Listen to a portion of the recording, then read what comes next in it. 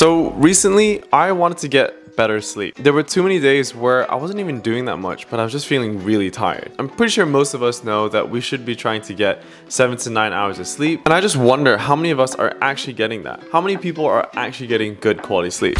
So I'm sure you guys know why sleep is important. So I recently did a little experiment of waking up at 5 a.m. for a week, and my biggest takeaway from that was it isn't about how early you get up, it's about whether or not you can actually get a full night's rest. I feel like nowadays the idea of needing less sleep is almost worn like a sort of badge of honor that says, I do more than you do. But in reality, I think a lot of people just aren't getting as much rest as they need to. And so that's why I wanted to go into a few simple things that I found really useful to getting a better night's sleep. But before we jump into any of those, I want to show you guys a quick little experiment. So there's a very simple way of seeing if you're sleep deprived.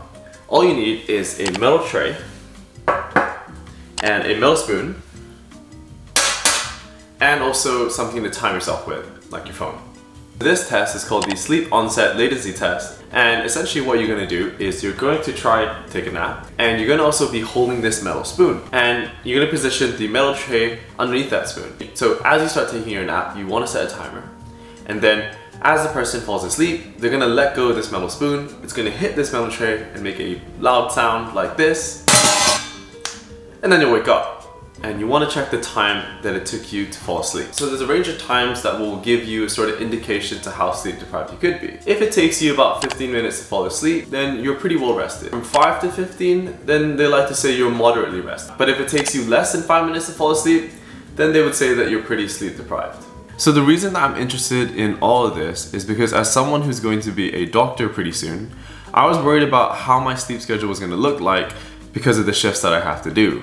With the mix of on-call shifts, day shifts, night shifts, it's definitely going to be really hard to maintain a good sleep routine. I'm someone who stays up late and I feel more productive and creative at night, but this usually meant that I felt pretty tired during the day. So I always wondered how I could get better sleep, how I could feel more rested. But now, let's jump into the first thing that really helped me, which was maintaining a regular sleep schedule. So the first thing that really helped me get better sleep was trying to aim to go to bed at a similar time each night. As humans, our routines are affected by a few common things, like when we're exposed to light and when we're having our meals. But also a bunch of other things like when you go to work or school or when you exercise.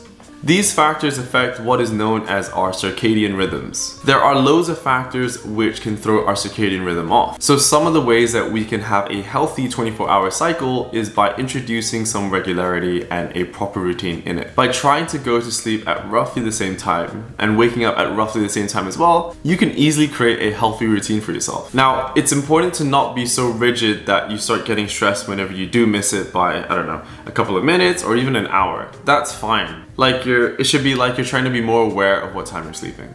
The next thing that I found really useful was to try and limit your naps to no longer than 30 minutes if you are going to nap during the day. Naps, despite what you might think, are actually a really good way of regaining energy and refreshing yourself before you take on the rest of your day. And for some people, naps do a better job of giving you energy than your standard cup of tea or coffee. However, the thing to really pay attention to is how long you're napping for. If you're napping for more than 30 minutes, you'll be going into the stages of your sleep cycle where if you were to get up all of a sudden, you'd be feeling really groggy instead of feeling refreshed. So the next tip is about improving your sleeping conditions. If you want to get better sleep, there are a few things you can do that could dramatically improve the quality of your sleep. So let's deal with 3 factors: light, sound, and temperature. So for light, you want to be managing how much light gets into your bedroom when you sleep. And that's because your body uses darkness as a trigger to release melatonin, which is a hormone which helps you fall asleep. And the most ideal way that I found to do this is by having blackout curtains. But remember to pull open those blinds in the morning so that light can help guide your natural circadian rhythms. So for sound, you want to just try and remove anything that's making an excessive sound in your room. So for example, if you have an alarm clock that ticks, try and replace that with something digital or just use your phone instead. The last thing to try and control is temperature. And it's recommended that you try and drop your core temperature by about 1 degree Celsius to help you fall asleep faster.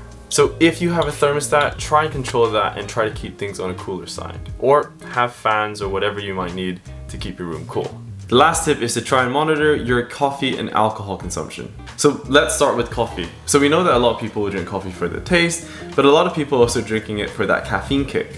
And we know that caffeine is a stimulant. And the reason we have to monitor how much coffee we're drinking and when we're drinking coffee is because of something known as its half-life. So the half-life of caffeine is about 5 hours. And so to give you an example, if you were to drink a cup of coffee at about 12 p.m., by 5 p.m. that day, half that caffeine would still be circulating around your body. And by 10 p.m., a quarter of that caffeine would still be circulating in your body. And so that may affect your ability to fall asleep. And that's all just due to how long it takes caffeine to break down and how much is left in your body. Now, for alcohol, there are a bunch of reasons why we should monitor how much we drink and when we drink it as well. But the thing that I want to touch on why alcohol may affect your sleep or even worsen your sleep is because it's a diuretic, which in simple terms is alcohol is something which makes you pee. So if you have to keep waking up to pee, you can just imagine how disrupted your sleep schedule is going to be. As an easy general tip, stay away from caffeine in the afternoon and the late evening, and just try and monitor how much alcohol you're drinking.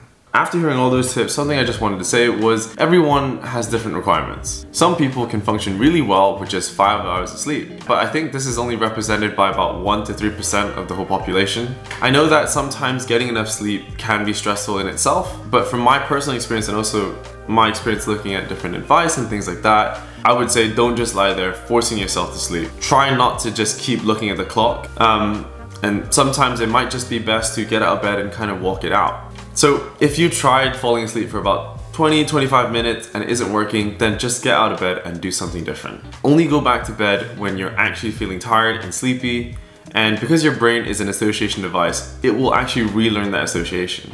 Anyways, I hope that helps, and I hope everyone can get some better sleep.